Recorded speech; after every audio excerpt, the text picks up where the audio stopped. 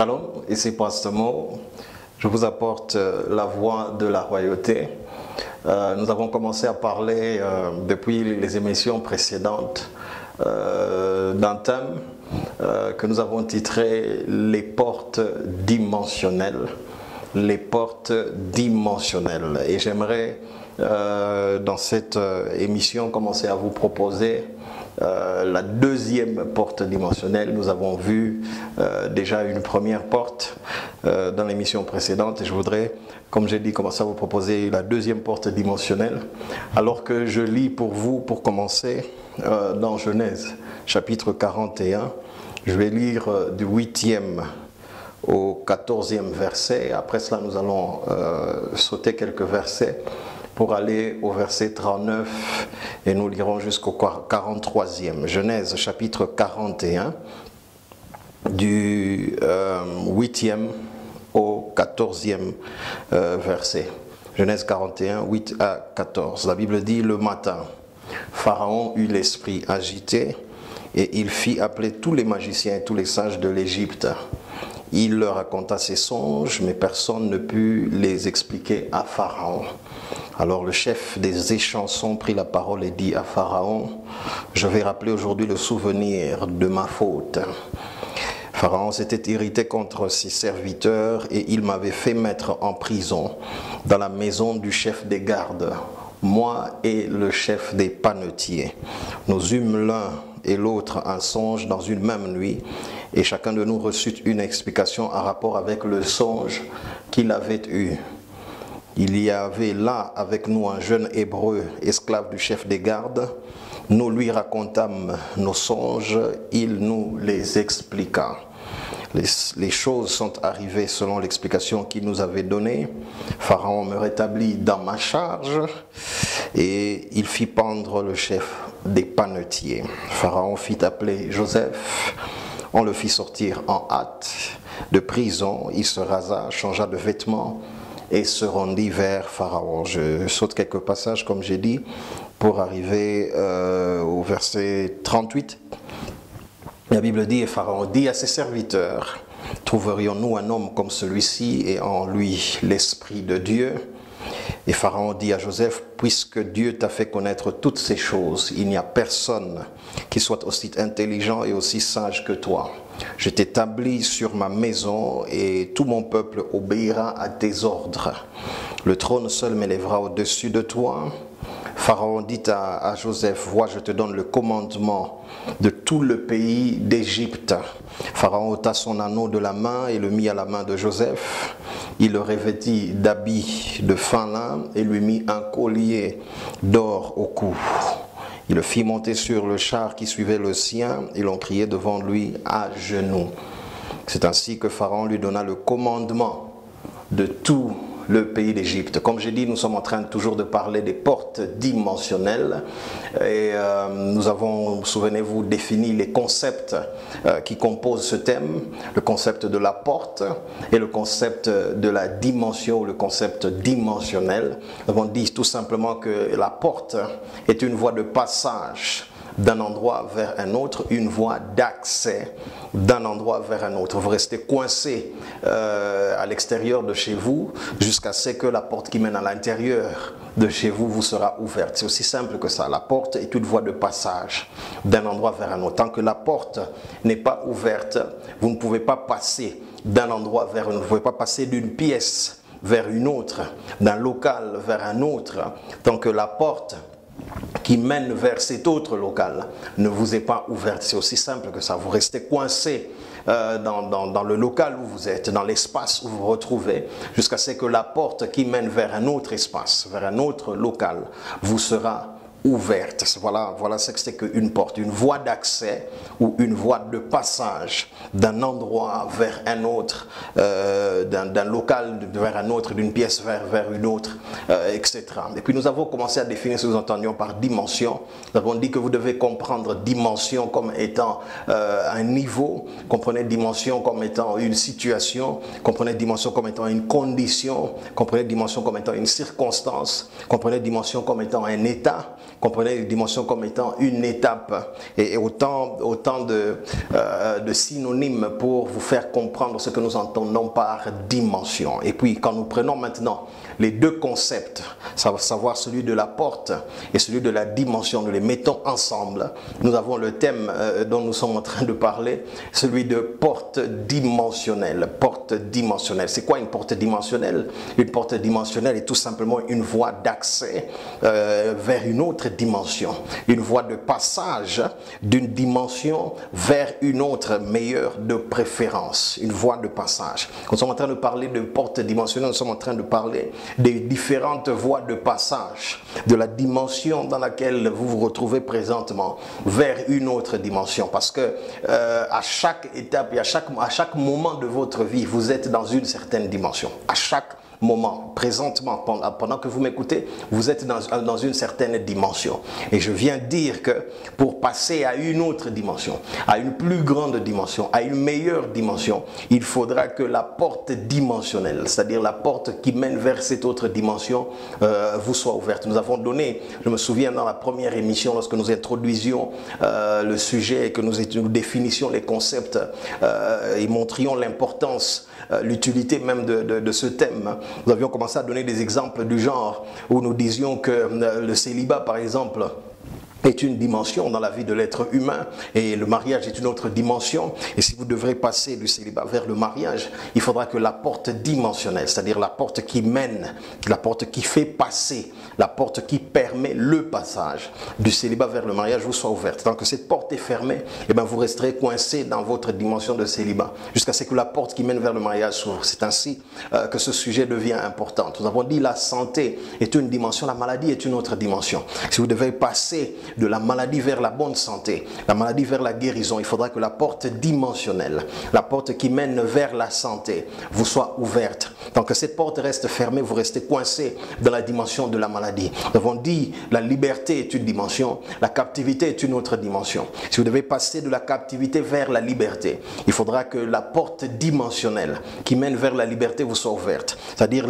il faudra que le passage vers la liberté soit ouverte. Tant que cette porte est fermée, vous restez coincé dans votre dimension. Nous avons dit que la pauvreté est une dimension et la prospérité est une autre dimension.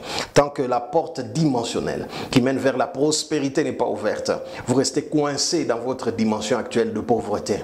Et nous avons dit par exemple aussi que le chômage est une dimension dans votre vie et l'emploi est une autre dimension.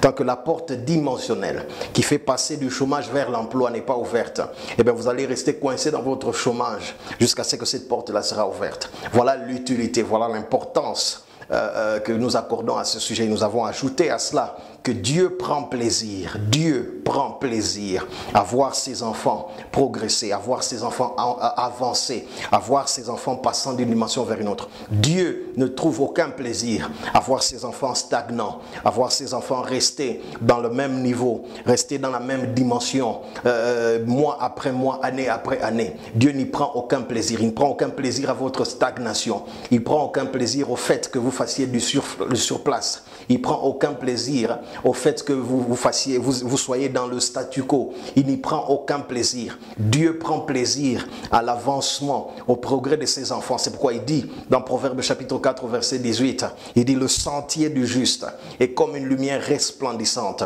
dont l'éclat va croissant jusqu'au parfait jour. Le sentier du chrétien est comme une lumière resplendissante dont l'éclat va croissant, s'améliorant, progressant, avançant jusqu'au parfait jour. Il dit dans Deutéronome chapitre 2 verset 3, vous avez pendant longtemps fait le contour de cette montagne, vous avez pendant longtemps sillonné cette montagne, vous avez pendant longtemps tourné en rond.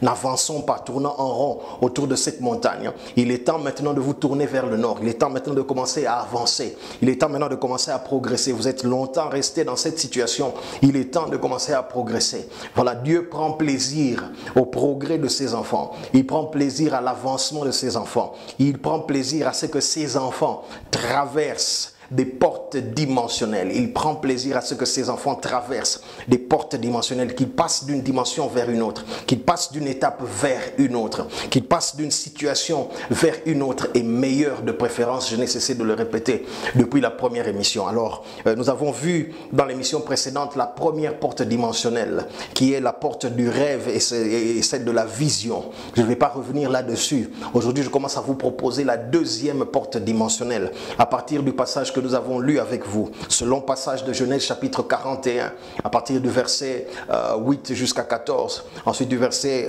38 jusqu'à 43. L'histoire de ce jeune homme que nous connaissons, qui s'appelle Joseph. Ce jeune homme avait un rêve, nous l'avons vu la dernière fois. Genèse chapitre 37, au verset 5, la Bible dit Joseph fit un rêve. Joseph fit un rêve. Il avait le rêve selon lequel de tous les fils de son père et de sa mère, il serait celui qui serait le plus avancé, celui qui aura le plus de gloire, le plus de succès, celui qui sera le plus promu, celui qui sera le plus élevé de tous les fils de ses parents. Il avait ce rêve qu'un jour il serait tellement élevé que tous les autres membres de sa famille viendraient se prosterner devant lui. Il avait ce rêve, il nourrissait ce rêve. Et ce rêve, comme je l'ai dit la dernière fois, a commencé à servir de porte dimensionnelle pour lui. Mais maintenant, j'arrive dans ce passage où il y a une autre porte dimensionnelle qui transparaît à travers le passage que j'ai lu. Parce que avant d'arriver à ce passage, laissez-moi vous raconter ce qui se passe dans la vie de Joseph. L'histoire de la Bible, je dis bien l'histoire de la Bible. Ce n'est pas écrit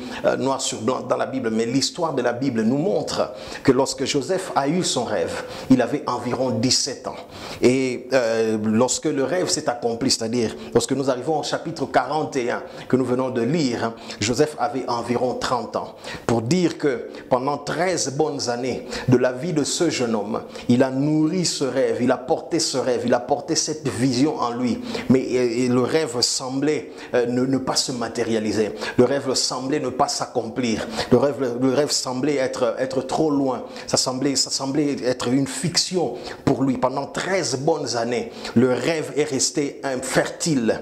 Il est resté stagnant, il est resté mort complètement. Il ne s'accomplissait pas, il ne se réalisait pas pendant 13 bonnes années, jusqu'à ce qu'intervienne la porte dimensionnelle que je vois dans ce passage de Genèse chapitre 41, verset 8 à 14, et puis verset 39 à 43. Quelle est cette porte dimensionnelle? La Bible dit qu'après plusieurs années, Pharaon un jour fit un rêve. Qui était Pharaon? Pharaon était à l'époque l'homme le plus puissant au monde. Il était le roi de l'Égypte.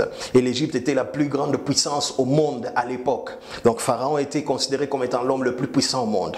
Et la Bible dit que cette nuit-là, l'homme le plus puissant au monde fit un rêve. Et il n'y avait personne dans son entourage qui pouvait lui donner l'explication à son rêve, qui pouvait interpréter son rêve. Les astrologues ne pouvaient pas, les magiciens ne pouvaient pas, et les diseurs de bonne aventure ne pouvaient pas non plus. Personne dans l'entourage du roi ne pouvait lui donner l'interprétation de son rêve. Cette situation commençait à devenir grave.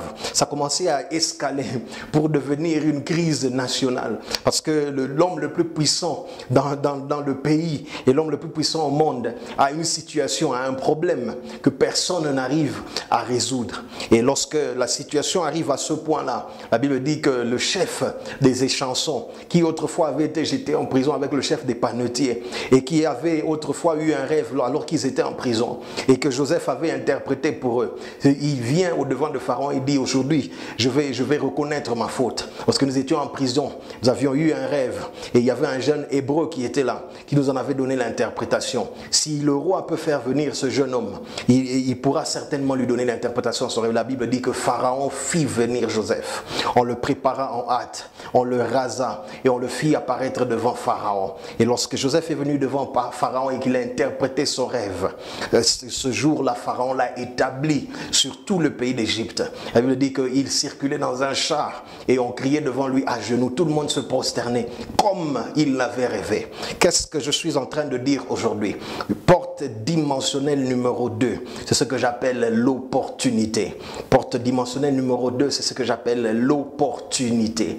L'opportunité est une seconde porte dimensionnelle. L'opportunité a la capacité de vous faire passer, vous qui m'écoutez, de la dimension dans laquelle vous êtes vers une autre dimension. L'opportunité a la capacité de vous faire passer de la situation dans laquelle vous êtes vers une autre situation. L'opportunité a la capacité de vous faire passer du niveau auquel vous êtes vers un autre niveau supérieur, un niveau plus grand, un niveau meilleur. C'est ce qui est arrivé à Joseph le jour où il a eu l'opportunité. C'était une opportunité pour lui de se tenir devant l'homme le plus puissant, non seulement en Égypte, mais l'homme le plus puissant au monde, et d'interpréter son rêve. Ce jour-là, la vie de Joseph a traversé, je voulais dire une porte dimensionnelle, mais je vais dire plusieurs portes dimensionnelles en un jour.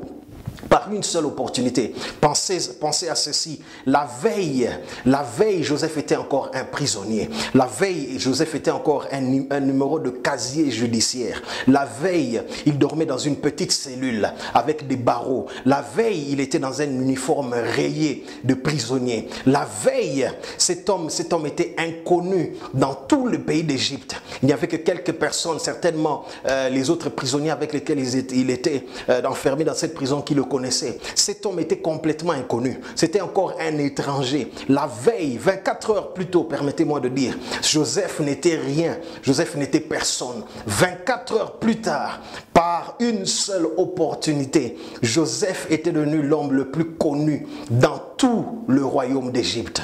Joseph était devenu l'homme le plus éminent. Après Pharaon, Pharaon lui dit, seul le trône m'élèvera au-dessus de toi. Après Pharaon, il n'y avait personne d'autre qui était connu dans tout le royaume d'Égypte que Joseph. Mais 24 heures plus tard, c'était un inconnu. Bien aimé, je viens vous dire aujourd'hui que l'opportunité a la capacité de vous donner un nom, même en 24 heures. L'opportunité peut faire de vous une célébrité, même en 24 heures. L'opportunité peut changer votre histoire, même en 24 heures. L'opportunité peut faire basculer votre destinée. Écoutez, si on s'était arrêté pour faire une interview à Joseph, lorsqu'il est sorti de la présence de Pharaon, juste avant qu'il ne monte dans le char, si on s'était arrêté, s'il y avait eu des journalistes à l'époque, avec caméra et avec micro, pour interviewer Joseph ce jour-là, et lui proposer la question, lui dire, Monsieur Joseph, comment pouvez-vous, en une seule phrase, définir ou décrire cette journée, maintenant que vous venez d'être élevé Premier ministre en Égypte, et que seul le trône vous élève Pharaon au-dessus de vous, maintenant que tout l'empire, tout le royaume d'Égypte vous est soumis, maintenant que vous êtes la plus grande puissance dans le pays, comment pouvez-vous décrire en une phrase ce pays? Je crois fermement que si l'on avait posé la question à Joseph ce jour-là, il aurait dit, c'est le jour où tout a basculé. Écoutez, une opportunité peut amener dans votre vie ce jour où tout bascule, ce jour où tout change, les choses qui ne marchaient pas commencent à marcher, les choses que vous manquez. Pensez-vous qu'après cette opportunité, Joseph manquait de quoi que ce soit? Pensez-vous qu'après cette opportunité, Joseph souffrait de manque? Pensez-vous qu'il manquait d'argent? Pensez-vous qu'il manquait d'or? Pensez-vous qu'il manquait de provisions de nourriture? Pensez-vous qu'il manquait un toit au-dessus de sa tête? Pensez-vous que Joseph manquait de vêtements? Pensez-vous qu'il manquait de quoi que ce soit qu'il soit nécessaire après ce jour-là? Non, non, ce n'est pas possible. Et je dis qu'une opportunité peut faire basculer votre vie, peut vous faire traverser des dimensions. Vous arriviez à un point où vous n'arrivez pas à vous reconnaître, et cela en 24 heures. Je prie pour quelqu'un qui est en train de me suivre aujourd'hui. Je prie pour vous qui êtes en train de me suivre aujourd'hui, que Dieu vous donne des opportunités qui vont faire basculer votre vie en 24 heures. Que Dieu vous donne des opportunités qui vont changer votre vie, et cela en 24 heures. Que Dieu vous donne des opportunités qui vont vous catapulter de la bassesse et dans laquelle vous vous retrouviez vers les plus hautes sphères de la ville, de la communauté, du pays où vous vous retrouvez. Que Dieu mette de telles opportunités. Oui, Dieu en est capable. Il est capable de mettre de telles opportunités devant vous. Le Dieu qu'il a fait pour Joseph n'a pas changé. La Bible dit qu'il est le même hier, aujourd'hui et éternellement. C'est-à-dire aujourd'hui encore, Dieu est le même. Il est capable de mettre devant quelqu'un qui me suit présentement, devant vous qui me suivez, il est capable de mettre devant vous des opportunités qui vont changer complètement votre vie. Les personnes qui vous avez vues 24 heures plus tôt et qui vous revoient 24 heures plus tard auront du mal à vous reconnaître à cause ou grâce aux opportunités que Dieu aura mis devant vous. Et c'est cela ma prière pour vous. Oh, j'entends quelqu'un dire amen là où il est en train de me suivre. Dites amen à cette prière. Qu'il en soit ainsi pour vous. Que Dieu mette devant vous des opportunités qui peuvent changer votre vie du jour au lendemain. Des opportunités qui vont changer la couleur de votre destinée du jour au lendemain. Des opportunités qui vont mettre un terme à 13 années d'attente. Oh oui, il y a quelqu'un qui est en train de me suivre, qui a passé peut-être 13 années d'attente aussi, à nourrir un rêve, à nourrir une vision. 13 longues années d'attente. Peut-être que dans votre cas, c'est 20 ans que vous attendez. Vous avez fait 20 ans d'attente à nourrir un rêve, à nourrir un désir, à nourrir une vision. Je prie pour vous, que Dieu mette devant vous une opportunité qui va mettre un terme aux 13 années d'attente, aux 15 années d'attente, aux 20 années d'attente. Que le Seigneur mette devant vous de telles opportunités qui vont mettre un terme à cette longue attente que vous avez eue pendant autant de temps. Maintenant, j'avance pour commencer à définir ce que j'entends par opportunité. Quelqu'un est en train de dire, c'est quoi une opportunité? Une opportunité est tout simplement une invitation à une nouvelle expérience. C'est aussi simple que ça. Une opportunité est une invitation à une nouvelle expérience. Lorsqu'on dit que vous avez reçu une opportunité, ça veut tout simplement dire que vous avez été invité à une nouvelle expérience. Joseph n'avait pour seule expérience en Égypte, il n'avait que 2 expériences en Égypte. La première, c'est celle d'avoir été serviteur dans la maison d'un monsieur qu'on appelait Potiphar, ainsi que de son épouse. La deuxième expérience que Joseph avait en Égypte, c'était celle d'un prisonnier pendant 13 bonnes années. Et voilà que lorsque Pharaon l'établit sur le pays d'Égypte, il est invité à une nouvelle expérience.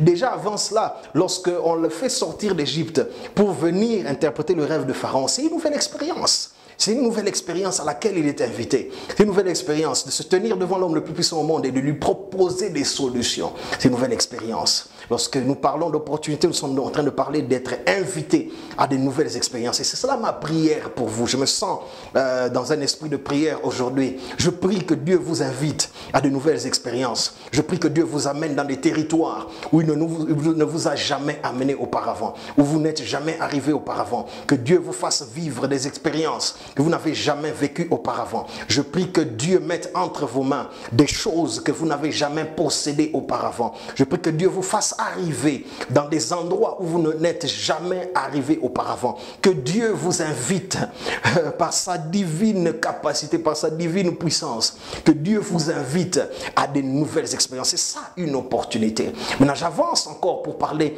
davantage de l'opportunité. Je dis ceci. Lorsque Dieu veut changer l'histoire d'un homme, quand je dis homme, comprenez le genre humain, comprenez homme et femme. Lorsque Dieu veut changer l'histoire d'un homme, il lui donne une opportunité.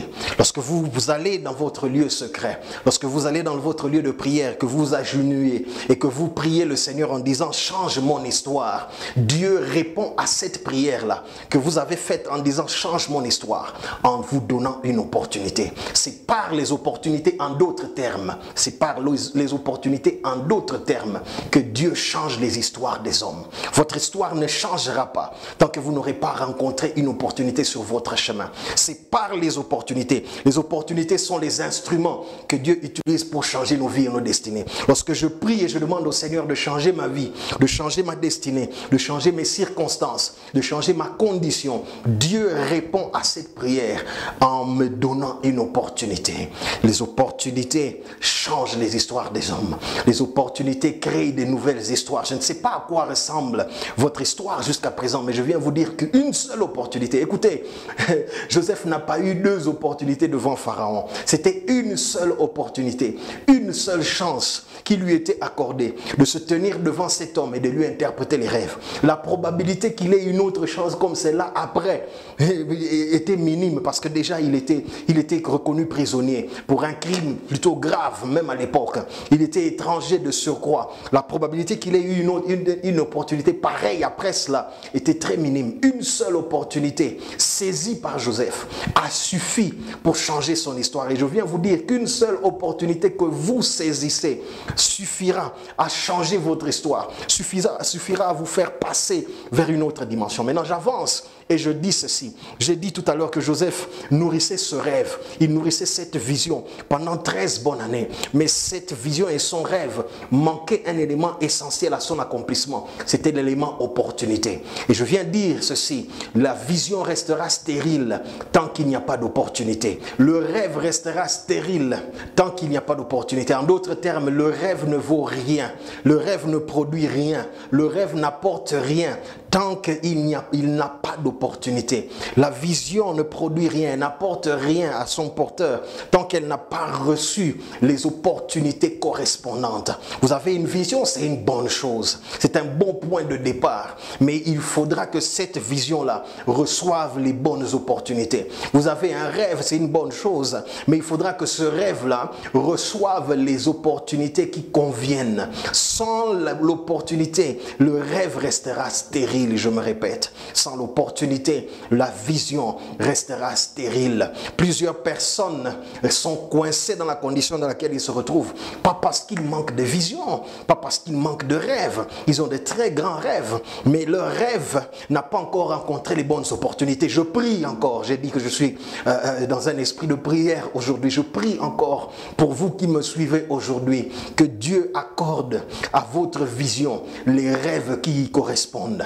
Que Dieu accorde à vos rêves, plutôt que Dieu accorde à votre vision les opportunités qui y correspondent. C'est cela ma prière. Que Dieu accorde à votre vision les opportunités qui y correspondent. Que Dieu accorde à votre rêve les opportunités qui vont les aider à se matérialiser. C'est cela ma prière pour vous aujourd'hui. Que Dieu vous accorde des opportunités. Écoutez, j'avance en disant ceci. La plus grande pauvreté de l'homme, c'est le manque d'opportunités qui peuvent changer sa vie et sa destinée. Plusieurs personnes sont pauvres. Elles sont médiocres, elles sont stagnantes, elles sont bloquées dans la vie, pas à cause d'autre chose, tout simplement à cause du fait qu'elles n'ont pas encore rencontré les opportunités qui devaient les amener vers une autre dimension. C'est cela la raison derrière la pauvreté, la stagnation, le blocage même dans lequel certaines personnes se retrouvent. C'est tout simplement qu'elles n'ont pas encore reçu les opportunités. Joseph, je peux dire aujourd'hui, Joseph était bloqué, si je peux dire. Joseph était bloqué pendant 13 ans dans la prison, tout simplement parce que l'opportunité qu'il fallait pour faire matérialiser son rêve ne lui était pas encore arrivée. Que Dieu vous fasse sortir de votre blocage en amenant sur votre chemin les opportunités qui vont vous amener vers une autre dimension. Que Dieu vous fasse sortir de votre stagnation en amenant sur votre chemin les opportunités qui vont vous faire sortir de votre situation. J'ai lu dans Ecclésiaste au chapitre 9, le verset 11. Ecclésiaste chapitre 9, verset 11. La Bible dit: j'ai encore vu sous le soleil que la course n'est pas au plus agile. J'ai vu que la guerre n'est pas pour le plus vaillant. J'ai vu que le pain n'est pas pour le sage, que la richesse n'est pas pour les intelligents, que la faveur n'est pas aux savants, mais que tout dépend pour eux, selon la version Louis II, des temps et des circonstances. En d'autres termes, tout dépend pour eux des opportunités qui se présentent sur leur chemin. N'avez-vous jamais vu des personnes agiles, mais qui n'ont pas remporté la course? N'avez-vous jamais vu des personnes vaillantes, mais qui ont été défaites à la guerre? N'avez-vous jamais vu un sage qui manquait de son pain? N'avez-vous jamais vu un homme intelligent, mais qui n'avait pas de richesse? N'avez-vous jamais vu un savant, mais qui n'avait aucune faveur? Tout simplement parce que les opportunités leur ont manqué. Si les opportunités vous manquent, vous serez un homme vaillant qui perd à la guerre. Si les opportunités vous manquent, vous serez un sage qui manque de pain. Si les opportunités vous manquent, vous serez un homme intelligent, une femme intelligente, mais qui n'a pas de richesse. Si les opportunités viennent à vous manquer, vous serez un savant, mais qui n'a pas de faveur. Lorsque les opportunités viennent, c'est ça qui accomplit vos rêves, c'est ça qui accomplit votre vision, c'est ça qui vous amène vers une autre dimension. Et c'est cela ma prière pour vous, que Dieu vous accorde de telles opportunités qui vont vous faire passer de l'état dans lequel vous vous retrouvez vers une autre dimension. Écoutez, certaines personnes, le Seigneur me met à cœur, certaines personnes qui me suivent aujourd'hui, le Seigneur a mis devant vous autrefois des opportunités qui étaient en mesure de changer votre vie, qui étaient en mesure de changer votre destinée, mais vous les avez ratées. Vous vous les avez mal gérés, vous n'avez pas pu les saisir et vous êtes dans la situation dans laquelle vous vous retrouvez aujourd'hui. Pas parce que vous avez manqué les opportunités, comme je venais de le dire tout à l'heure, mais tout simplement parce que les opportunités qui vous sont venues, vous n'avez pas pu les saisir. Et lorsqu'une opportunité est ratée, il devient très difficile de la récupérer. Écoutez, tous les gens que vous voyez sortir le matin, lorsque vous sortez de chez vous le matin, vous voyez des gens passer dans tous les sens, dans les moyens de transport et que sais-je encore, dans leurs véhicules allant dans tous les sens. Où pensez-vous que ces gens sont en train d'aller? Ils sont en train d'aller à la recherche des opportunités. Vous n'êtes pas la seule personne dans cette ville-là, dans ce coin-là, dans ce pays-là, à la recherche des opportunités. Tous les gens que vous voyez monter et descendre dans votre ville sont en train de rechercher aussi des opportunités. Et je dis que lorsqu'une opportunité a été ratée, il devient difficile pour vous de la récupérer. Mais ma prière pour quelqu'un qui m'écoute aujourd'hui, qui a raté des opportunités qui étaient en mesure de le faire passer à une autre dimension, c'est que Dieu, qui donne la restauration, vous restaure ces opportunités perdues. C'est cela ma prière pour vous, bien-aimés. C'est ici que je vais m'arrêter pour aujourd'hui. Je suis Pasteur Mo et je suis en train de vous parler de porte dimensionnelle. Et je vous ai présenté aujourd'hui la porte dimensionnelle qu'on appelle opportunité. Vous en avez besoin. J'en ai besoin. Nous en avons besoin. Si nous devons passer de la dimension dans laquelle nous sommes vers une autre dimension. Je vous donne rendez-vous dans notre prochaine émission pour une autre porte dimensionnelle. D'ici là, que le Seigneur vous bénisse. Et que la paix soit avec chacun d'entre vous. Au nom de Jésus. Amen.